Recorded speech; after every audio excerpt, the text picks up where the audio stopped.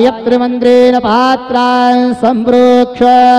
धेनुमधुराम् अमृते कृत्य ग्रासमधुरां प्रादृशेत वृतान्तपरतेन परिगृह्णामि ॐ प्राणाय स्वाहा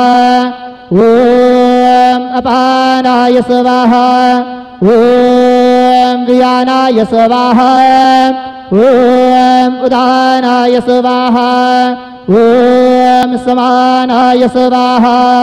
ॐ ब्रह्मणे नमः मध्यपानीयं समर्पयामि पुनर्नैवेद्यं निवेदयामि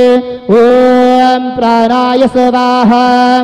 ॐ अपानाय स्वाहा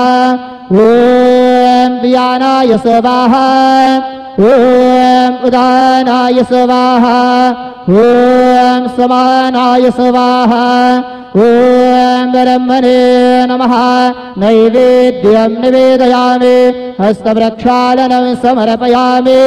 मुखप्रक्षालनं समर्पयामि सद्गुरु साईनाथ देवताभ्यो नमः प्रार्थनापूर्वक नमस्कारं करोमि श्री सच्चिदानंद सद्गुरु साईनाथ महाराज की जय।